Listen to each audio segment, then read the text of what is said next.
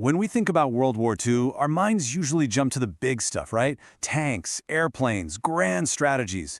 But what about the fuel for the soldiers themselves? Today, we're diving into how food was way more than just sustenance. It was a weapon, a logistical nightmare, and a huge part of keeping up morale. And we're going to start with a meal that some soldiers were convinced was their last. Just imagine that for a second. You're a soldier, it's June 1944, and those words come out of your mouth.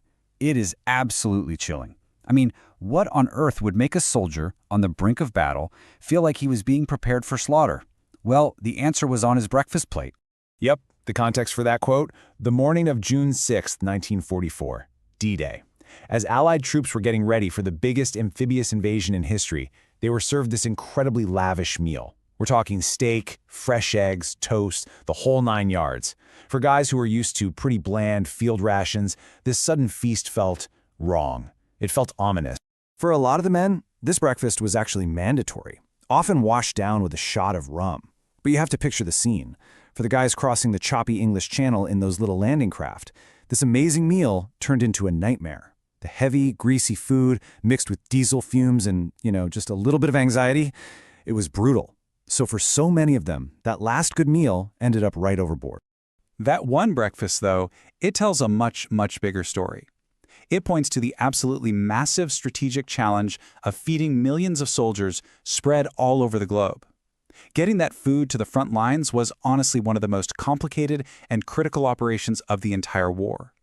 You've probably heard this saying before, and it was the absolute gospel of military planning. A well-fed soldier is an effective soldier. A hungry army, that's a defeated army. Food was never an afterthought. It was at the very heart of every single military campaign. And the scale of this challenge, it's just staggering. Just for the initial D-Day landings, the logistics guys had to figure out how to feed and supply 300,000 men. This wasn't just about packing a lunch, it was a monumental task that could literally make or break the entire invasion. And this really highlights a key difference between the two sides. British generals, they were often criticized for being too careful, waiting until their supply lines were perfectly set up. But German generals like Rommel, they were famous for taking huge risks, gambling with their logistics.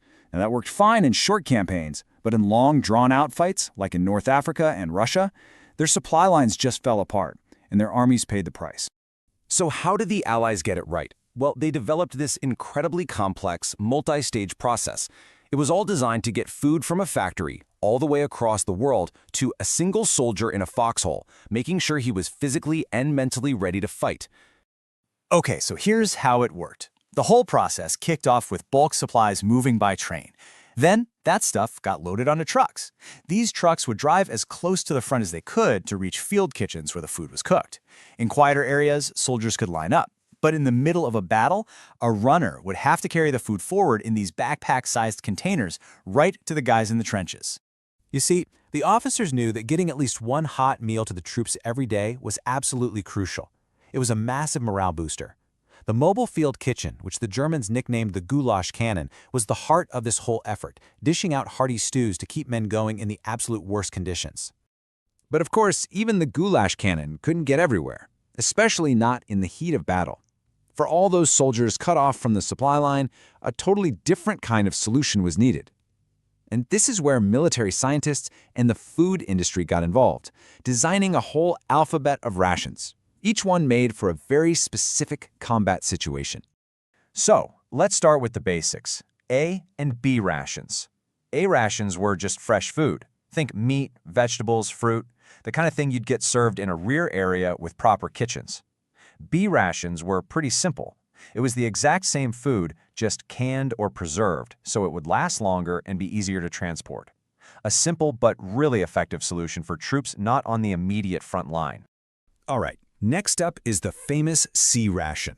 Now, this was designed to be one soldier's complete food for a whole day. It was divided into M units for the meat component and B units for things like bread and candy. Now, on paper, there were a lot of combinations, but soldiers who had to eat this stuff for weeks on end, well, let's just say they found it incredibly repetitive and boring. Then you had the really specialized stuff to K and D rations. The K ration was this super compact, high-calorie meal made for assault troops like paratroopers, but it was only meant to be used for a short time. The D ration, on the other hand, was this dense little chocolate bar that was strictly for emergencies, a real last resort.